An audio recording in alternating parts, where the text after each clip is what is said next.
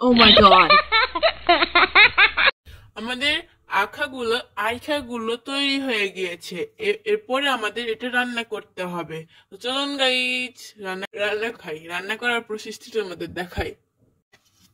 তো আমরা গুড় কেটে নিয়েছি। এটা আমরা চিনি ব্যবহার করব না, আপনারা চাইলে চিনিও ব্যবহার করতে পারেন। আমরা গুড় কেটে নিয়েছি। মিষ্টিটা আপনাদের স্বাদ মতো নিয়ে নিবেন। তো গাইস দেখতে পাচ্ছ তোমরা, আমি এখন দুধটি জাল করতে দিয়ে দিয়েছি।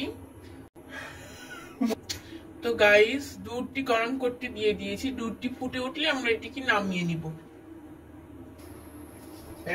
এরপর আমরা দুধের মধ্যে একটু পানি দিয়েছি অল্প করে, সামান্য পরিমাণে, এবং কয়েকটা তেজপাতা দিয়ে দিয়েছি, দারুচিনি, এলাচ, লং এগুলো ছেড়ে দিলাম।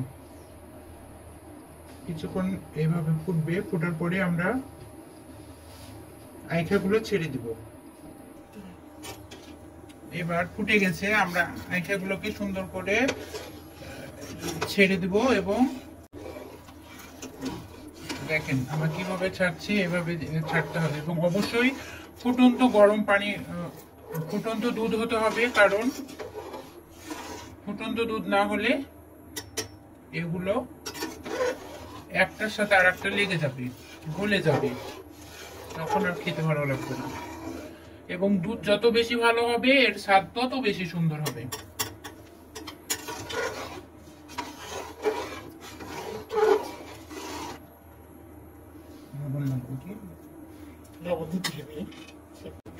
এটা এখন নাড়তেই থাকবো, আমরা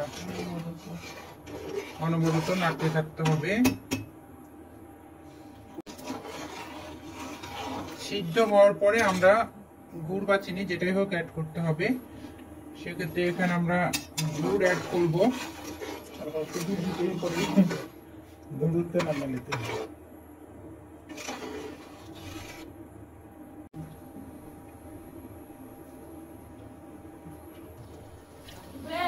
দেখুন এখন আমরা নাড়তে আছি এবং গুড় অ্যাড করতে আছি।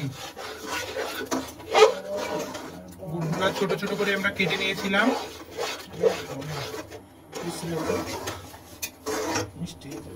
গুড়গুলা ছোট ছোট করে কাটে নেওয়ার ফলে আমাদের গলতে সুবিধা হবে, এই জন্য।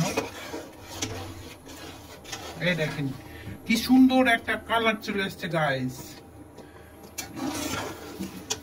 এরপরে আমরা তুলে রাখা কিছু দুধ, ফুটন্ত দুধ তুলে রেখেছিলাম, এই দুধখানি দিয়ে দিলাম। দেখেন গাইস হাড়গে চাপায়ের আইখার রেসিপি।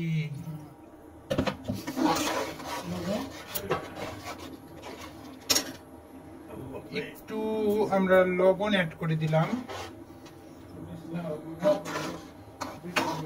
অনেকে দেয় অনেকে দেয় না, সেটা আপনাদের পছন্দ মতো। দেখেন গাইস কি সুন্দর আইখার ক্ষীর তৈরি হয়ে গেছে। আমাদের চাপায়ের আইখার ক্ষীর, দারুণ মজাদার চাপায়ের আইখার ক্ষীর।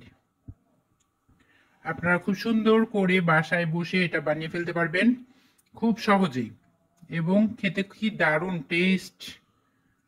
আহ, জান ভরে গেল। আপনারা অবশ্যই ট্রাই করবেন এবং খাবেন। আসসালামু আলাইকুম।